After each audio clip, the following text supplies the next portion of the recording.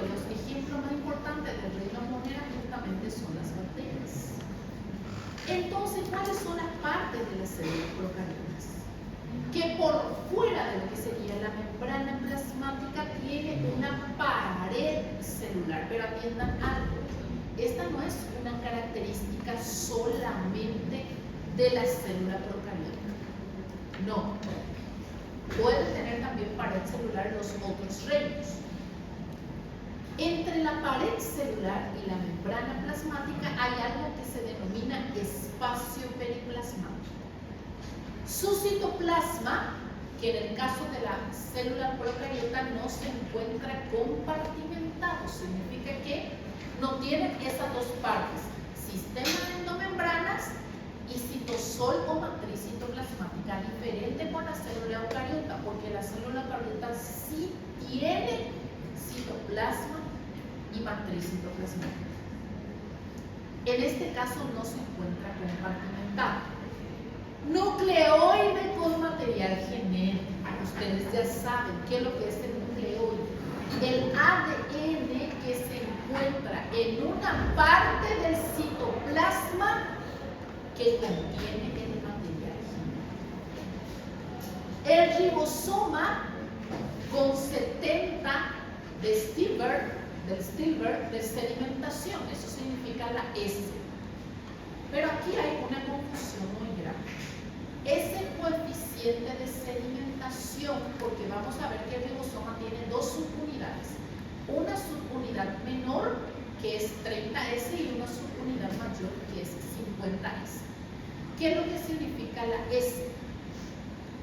La capacidad de sedimentar, y aquí hacemos referencia con capacidad de sedimentar. Que si nosotros metemos a una centrífuga,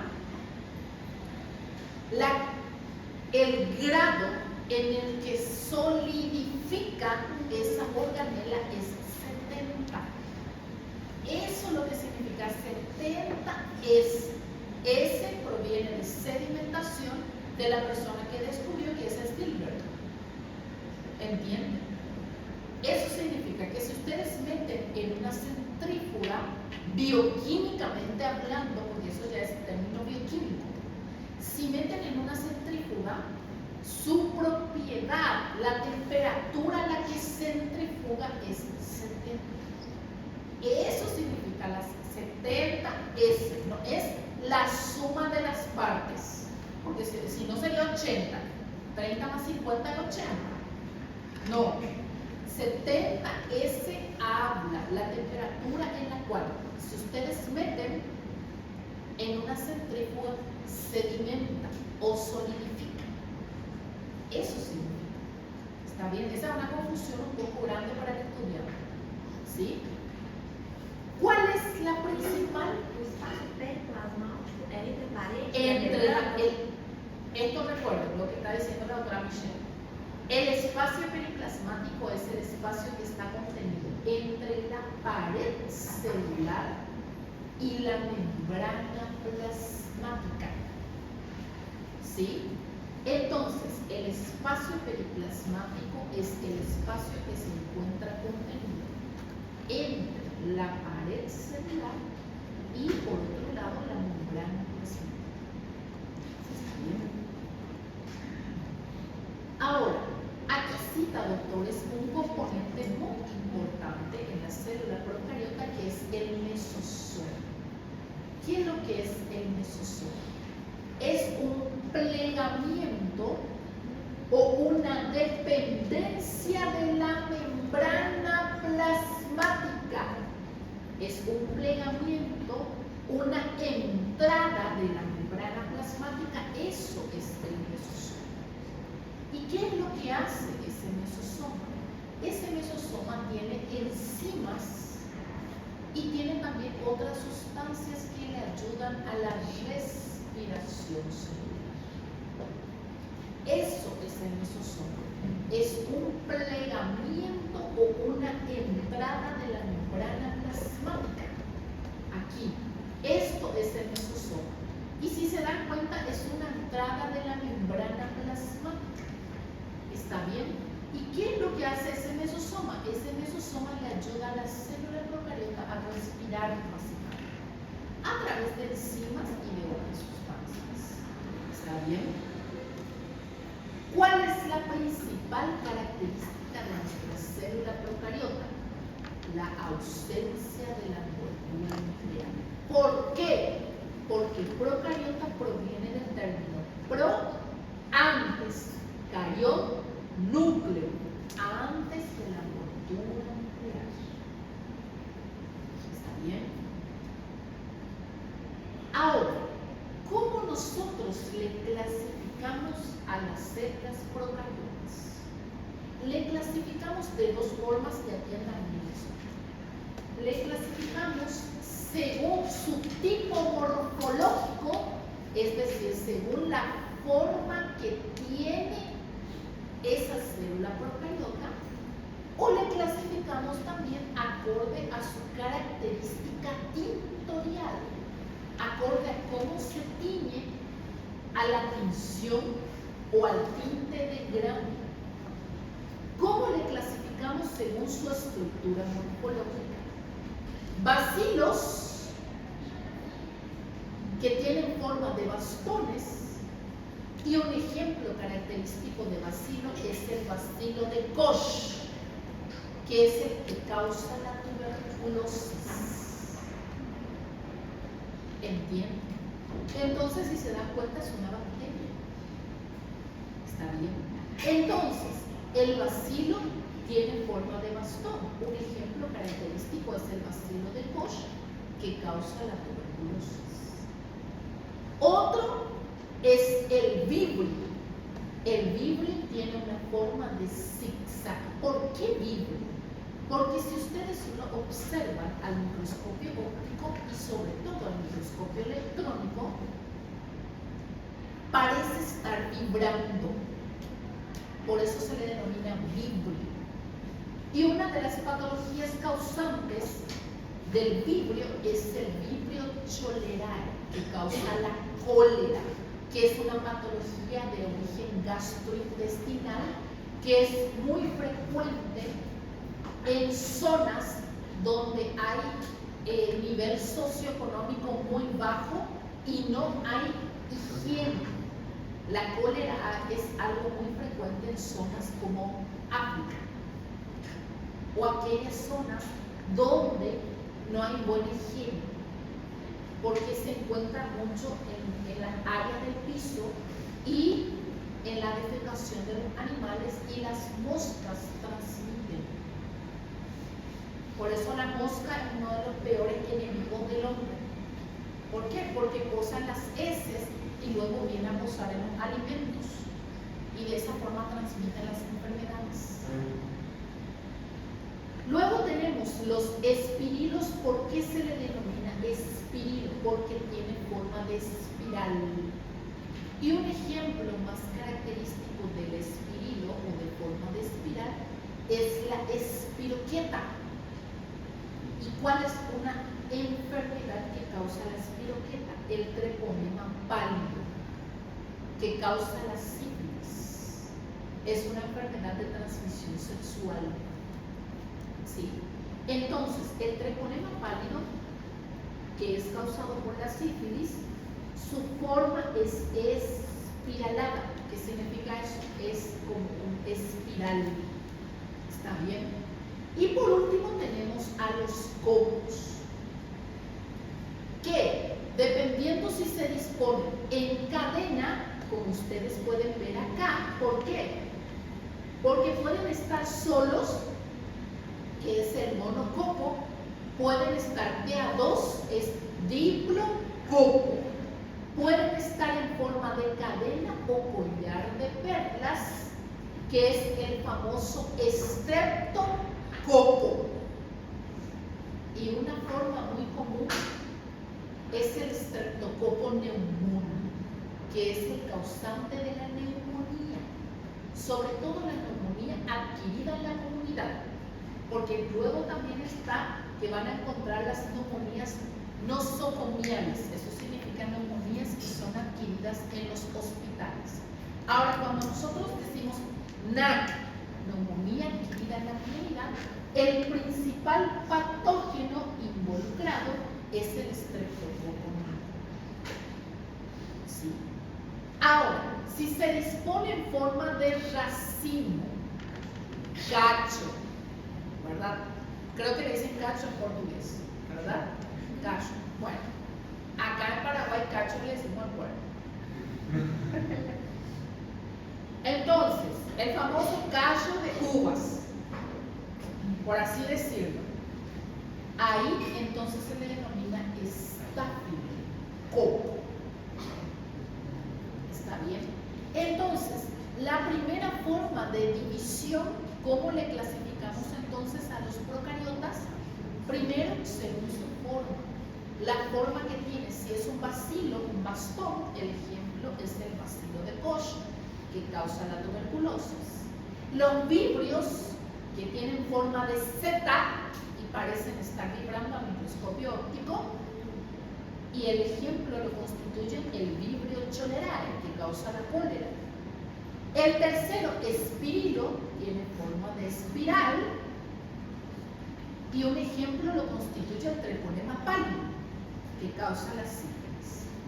Y por último tenemos los cocos, que podemos tener de dos formas. Si adoptan esta forma como un collar de perlas, se le denomina entonces streptococo. Y si adoptan la forma de racimo de uvas, o cacho, como ustedes le llaman, estafilococo. ¿Está bien?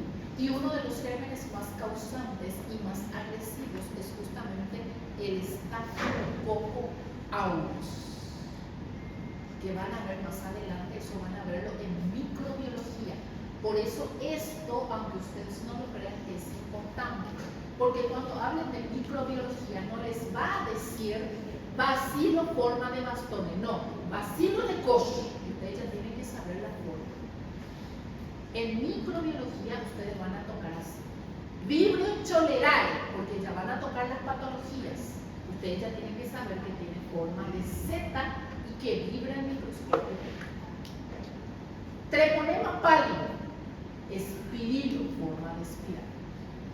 Streptococcus pneumoniae, forma entonces en cadena. Staphylococcus aureus, racimo de uva, coco en forma de racimo de uva. Coco porque es redondo. Así van a tocar ustedes en microbiología. ¿Entienden? Entonces, ¿cuáles eran las partes? Mesosoma, que es un plegamiento o una dependencia de la membrana plasmática, que contiene enzimas para la respiración y también la división celular. La pared celular que se encuentra por fuera y, doctores, estos pequeños pelos que ustedes ven aquí, ven que tienen aquí unos cuantos pelitos, ¿verdad? Esto se le denomina pili.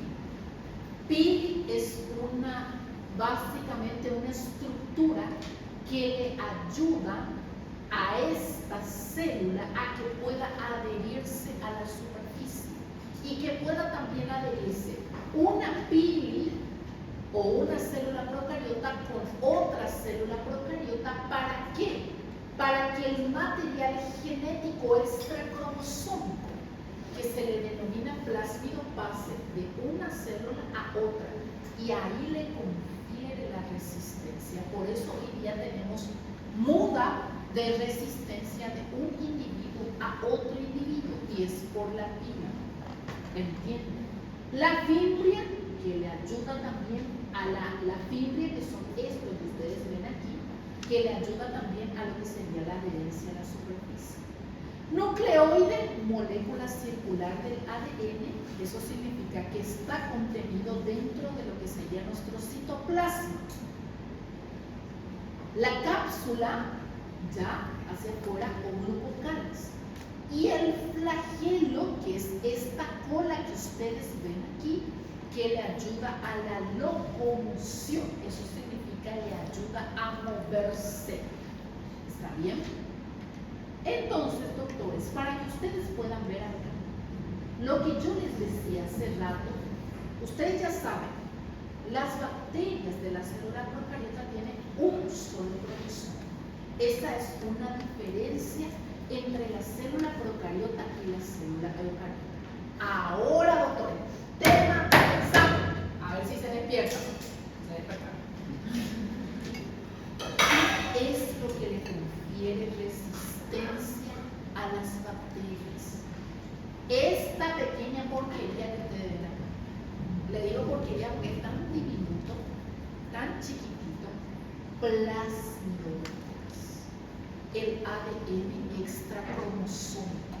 ¿Por qué? Porque ustedes ya saben que el ADN tiene un cromosoma y que en el citoplasma, en el lugar que se encuentra contenido en el citoplasma, en la célula procariota se denomina nucleoide.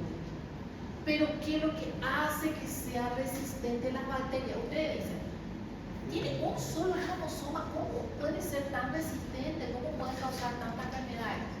Por esta pequeña cosita que ustedes ven acá, plásmido, el ADN extracromosómico. ¿Y cómo pasa el plásmido de una célula a otra célula? A través de su pili. Recuerden que el pili es el pelo que le ayuda a adherirse a la superficie y hace que conjugue. ¿Qué significa eso? Les voy a mostrar aquí un poquito. Acá está. Cuando se adhiere, ustedes van a ver, este es el pili, le ayuda a adherirse una célula con otra célula. Este es su plásmido, el ADN extracromosómico, que es el que le da resistencia. Cuando se juntan dos bacterias, este plásmido pasa de una célula a otra célula. Y ahí radica el hecho de que le dé resistencia. ¿Por qué? Vamos a suponer Felipe. El doctor Felipe está con una neumonía adquirida en la comunidad, con una NAC, ¿sí? Estreptococo neumonía. Bueno, ¿qué hizo Felipe? El doctor Felipe tomó antibiótico. Uno de los más utilizados justamente es la azithromicina, que ustedes van a ver en farmacología, es un macrolíquido de 15 átomos de carbono, eso es otra cosa. Bueno, ¿qué pasó? Felipe, lo que hace el paciente común, ahí radica la importancia de decirle al paciente que complete la terapia antibiótica. Felipe empezó tomando el antibiótico o una amoxicilina sulbactam, que es familia de los beta-lactámicos, y luego Felipe mejoró. Como los antibióticos tienen reacciones adversas, Felipe no puede atajar su asterisco desde que toma el antibiótico porque le da diarrea. Entonces, no puede tomar cerveza, muy bien doctora, porque provoca el denominado efecto actabús. ¿Qué pasa entonces? Felipe, al mejorar los síntomas, deja. ¿Qué ocurre en ese proceso, doctores? La bacteria, el antibiótico, tiene dos fases a la hora de destruir una bacteria. Esto es farmacológico, no es biología, pero yo quiero que entiendan. Cuando nosotros le damos a un paciente antibiótico, nosotros queremos que la bacteria muera. Pero antes de eso, la bacteria pasa por dos fases. Pasa por una fase que se denomina bacteriostático. ¿Qué significa eso? Detenemos el crecimiento de esa bacteria, pero aún no muere. ¿Entienden? Detenemos esa duplicación rápida de la bacteria. Ahí es donde disminuye los síntomas. Y luego tenemos otra fase que se denomina bactericida, homicida. Ahí sí ya levantamos a la bacteria. En un primer momento los antibióticos, sobre todo los beta-lactámicos, como la amoxicilina sulbactam, la familia de las penicilinas, cefalocina, cefalotina, cefalexina, cefalocilo, se caracterizan porque primero son bacteriostáticos. Primero impiden que siga creciendo y ahí se amortiguan los síntomas. Y después de las 48 horas recién de toma regular, empieza a ser bactericida. Pero como Felipe no puede tomar cerveza, Felipe tiene diarrea por el antibiótico, al tercer día Felipe ve. ¿Qué es lo que hace? la bacteria no muere.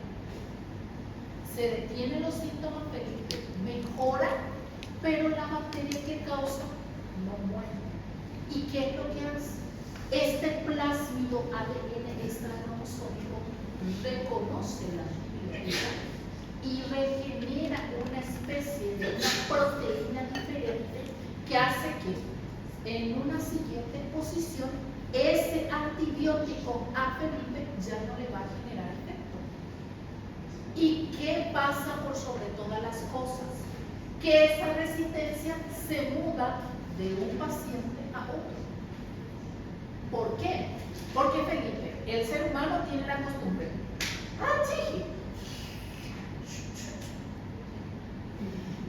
Se pasa la mano. ¿Es así o no es así? Exactamente. Esa misma bacteria que ya tiene el plasma, que ya reconoció ese antibiótico que Felipe tomó, que ya está resistente, le pasa a Michelle. Y Michelle ya tiene una resistencia adquirida. ¿Están entendiendo? El antibiótico ya no hace efecto y tiene que pasar por lo menos un periodo de 3 meses para que ocurra el proceso de desensibilización. ¿Qué significa eso? Que tiene que pasar 3 meses para que Felipe y después Michelle vuelva a ser sensible a eso. Por eso tenemos tanta resistencia. Porque el paciente se siente bien, deja el tratamiento. Y esto aplica sobre todo a qué tipo de patologías. Una patología reemergente, inclusive hay instituciones aquí, facultades donde yo estoy, que hay pacientes con caso positivo de tuberculosis, alumnos con caso positivo. Cuídense, tenemos mucha tuberculosis. La tuberculosis tiene una politerapia antibiótica. ¿Qué significa eso? Que no utiliza solamente un antibiótico, utiliza 4 antibióticos prototipos, que es la famosa nemotecnia RIPE, rifampicina, isoniazida, piracinamida y valeriana. Sus reacciones adversas: rifampicina, coloración naranja de todas las secreciones, lágrimas, saliva, sudor, heces y semen. El etanotol causa algo que se denomina neuritis óptica retrovulvar y alteración de la percepción de los colores, alteración del campo visual y escotomas. ¿Qué significa escotomas? Cuando ven pequeñas manchas negras en su campo visual. Eso causa el etanotol. La isoniazida se caracteriza por ser nefrotóxico y hepatotóxico y puede causar inclusive necrosis hepática. ¿Qué sucede? Atienden la cantidad de efectos adversos. Ahora, ¿dónde sobre todo el hombre abandona el tratamiento? Cuando empieza a colorear el seno, porque tiñe de un color naranja, la rifampicina. Y causa también un síndrome llamado pseudo o falso gripe, donde el paciente todo el tiempo parece estar con una especie de gripe. Pero ¿dónde abandona el tratamiento el paciente? Ni siquiera es por la posible alteración del campo visual. No, es porque colorea el seno. Cuando le toca la virilidad al paciente, abandona el tratamiento. ¿Cuál es el problema con la tuberculosis? Que en un principio el tratamiento es con todas esas reacciones adversas de la politerapia antibiótica, causa y tenemos que usar durante 4 a 6 meses en la tuberculosis, en el primer tratamiento. Los primeros 4 meses bacteriostático y los siguientes 2 meses, completando 6 meses, bactericida. ¿Qué sucede? El paciente con tuberculosis mejoró sus síntomas, tiene muchas reacciones adversas. Como todo paciente, abandona el tratamiento. ¿Qué sucede? El paciente recae. Y adivinen cuánto tiempo es el tratamiento de una recaída. Un año. Un año. Y ya no se utiliza Ripe. Se utiliza Ripe y se le añade otros 2 antibióticos. Son 6, son los 4 más otros 2. Son 6 antibióticos. Os 4 iniciais são ao mesmo tempo? Son al mismo tiempo, doctor. Tu paciente tiene que tomar todos los días, excepto los domingos, que se le denomina día de descanso hepático, porque en los primeros tiempos tienen que monitorear campo visual, perfil hepático y perfil renal. ¿Por qué? Porque yo le dije que la isoniazida era nefrotóxico y hepatotóxico y puede causar una necrosis, inclusive hepática, en las primeras 8 semanas de uso. Y eso es peor en pacientes alcohólicos. Por que a doutora acha que vai ter uma exposição de tuberculose? ¿Cómo? Por que a doutora acha que vai ter muitos casos de tuberculose? Porque hoy día, antes se consideraba, antes doctor, la tuberculosis se consideraba solamente de pacientes que vivían en hacinamiento, eso significa pacientes como nosotros, durante muchas horas en confinamiento y con casos se consideraba una enfermedad de nivel socioeconómico bajo. Pero hoy día el estilo de vida y también que los pacientes no completan su tratamiento hace que la tuberculosis sea reemergente y poliantibiótico resistente. ¿Qué vacunas? Tenemos vacunas, pero ¿qué sucede hoy día? Que el bacilo mudó, el bacilo de Koch mudó y con fiebre resistencia tiene resistencia. La vacuna, ¿qué es lo que va a hacer? La vacuna evita las formas graves de la enfermedad. Por ejemplo, que yo en el 2012 vi una paciente de 17 años fallecer de un tuberculoma cerebral. ¿Qué significa eso? Formó la tuberculosis, hizo una masa a nivel cerebral como un tumor y falleció. Yo le estoy hablando de 2012. Y la chica tenía lo que se denomina vómito en proyectil. Vomitaba así, y eso era ya, al principio pensamos que era un tumor cerebral. Pero luego empezamos a mirar los otros síntomas de la paciente. Disminución de peso, fiebre de carácter vespertino en las últimas horas del día, sudoración nocturna, tos con expectoración sanguinolenta, porque va destruyendo los capilares a nivel pulmonar. ¿Y qué pasó? No se trataba y la paciente hizo un tuberculoma cerebral. 17 años. Hoy día tenemos mucha tuberculosis reemergente. La pregunta es, Felipe, ¿por qué creemos que reemergió? Primero, por el estilo de vida. Nosotros estamos expuestos a periodos de estrés, mala alimentación y sumado a que vivimos en confinamiento. ¿Cuántas horas al día ustedes pasan juntos aquí? Cada uno de ustedes tiene familiares, nexos. El estilo de vida hace predisponer. En otra institución, ahora mismo, había 4 casos. Empezó con 1 y mudó. 4 casos de tuberculosis aquí. Y ya no hace efecto la primera terapia antibiótica, que era rifampicina, isoniazida, piracinamida, camotida. No, se le tuvo que añadir aparte streptomicina y levofloxacina. Y la terapia antibiótica ya no es como antes de 4 a 6 meses, es de 6 meses a 1 año. Sí, ¿qué pasó?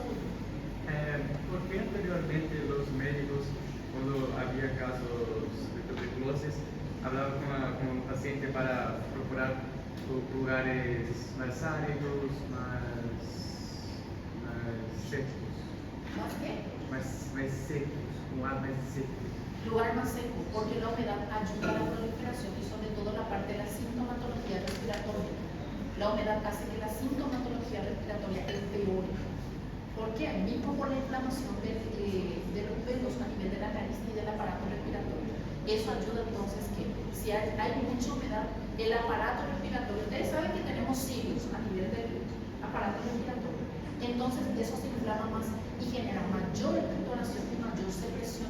El paciente, mientras más expector y más secreción tenga, va a ser fuente de mayor contagio. Por eso. Entonces, una de las medidas que siempre yo recomiendo cuando estamos empezando a entrar en el frío, por más de que sientan frío y apaguen todo el aire, una de las cosas que yo siempre les recomiendo a mis estudiantes es que abran una de las ventanas a modo de airear, porque ustedes están muchos, y eso no aplica solo a mí, yo digo siempre a todos mis estudiantes, abran una ventana a modo de airear el ambiente. Más de 3 horas más de 3 horas en un mismo lugar ya es un tiempo de exposición a contagio. Más de 2 horas, aun cuando no estén tocándose la mano, ya es un periodo de exposición a contagio. Entonces, una forma de amortiguar los síntomas respiratorios es cuando entra el frío, aunque apaguen los aires, abren alguna ventana a modo de ventilar el ambiente.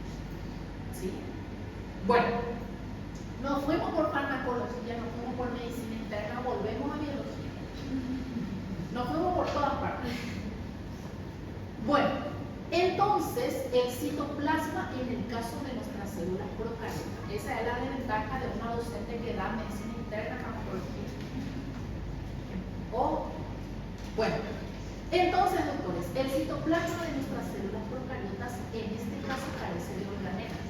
Acuérdense que las células eucariotas está compartimentado. ¿Sí? Las células eucariotas están compartimentadas. Significa que teníamos el sistema de endomembranas y teníamos también nuestro citosol o matriz citológica.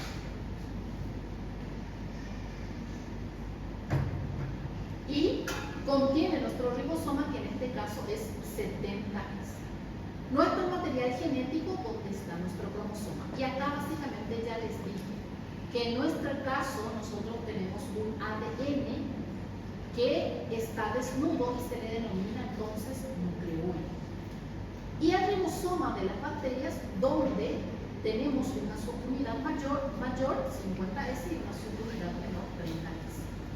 El flagelo, que le ayuda a moverse, y el plásmido, que ya les expliqué, que es su ADN extracromosómico, que es el que le confiere resistencia a los antibióticos.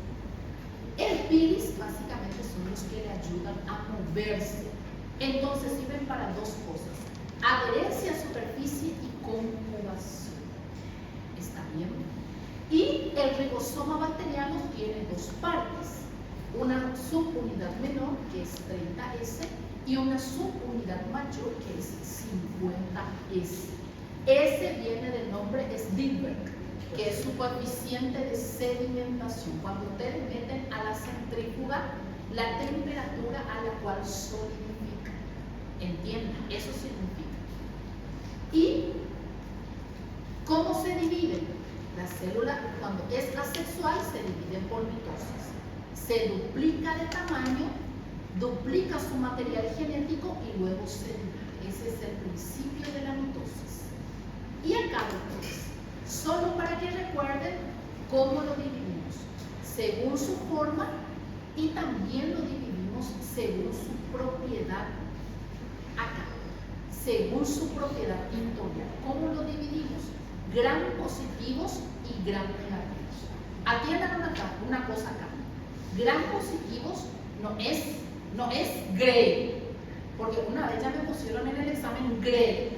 Alguien dio 50 sombras de grey. No es grey, es gram, es Christian Gram, no es Christian Grey, porque ya me pusieron Christian Grey en el examen. Alguien ahí dio 50 sombras. Entonces, no es gram, es grey, Christian Gram. Entonces, eso es por la diferencia entre las estructuras. Y esto, doctores, atiendan una cosa. Chicos, para ir cerrando nada más, les voy a pasar este material y les voy a pasar también el material de las células eucariotas.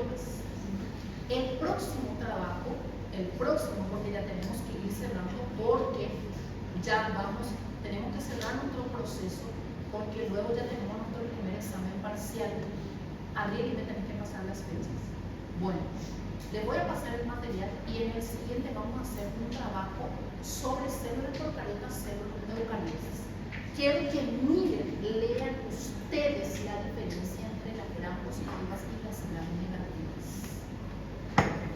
Las gram positivas es muy fácil, porque las gram positivas, su péptido glicano tiene en su pared celular un componente que se llama péptido glicano, o también llamado purina, que es el que hace que absorba el tinte, la tinción. ¿Entienden? Sin embargo, las gram negativas, por encima del péptido glicano, tiene otra estructura que es el fosfolípido.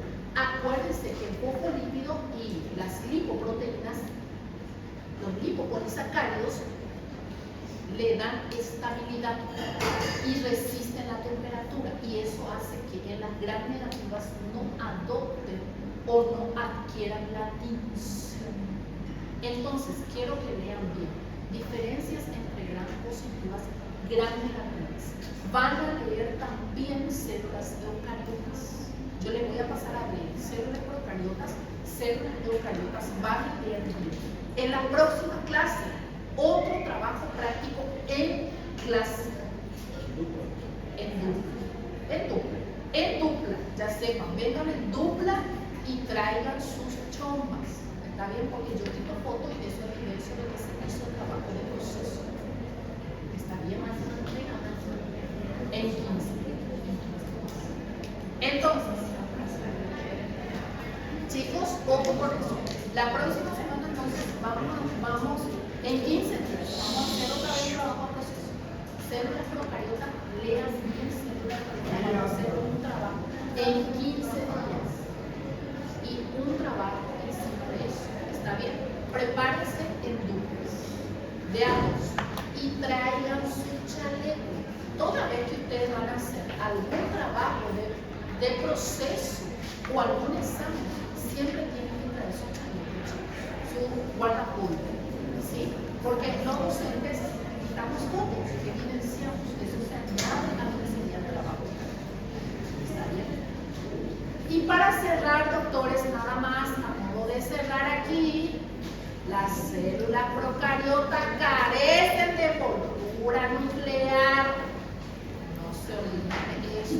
Y si se olvidan de eso, ¿está bien? ¿Está bien? Si se olvidan de eso, bueno, las células procariotas carecen de envoltura. No se olviden. Tema de examen. ¿Está bien? Y aquí, nada más que un pequeño resumen. ¿Qué tienen las procariotas? Pared celular, membrana plasmática y su citoplasma. ¿Cuál es el organoide que está presente en el citoplasma? 2. El nucleoide con ADN y el riboso. Es bastante rudimentario. Y la membrana plasmática, que tiene lipoproteínas y enzimas que le ayudan también a la respiración. Su pared celular con péptidos glicanos, colágenos. Bueno, listo, chicos.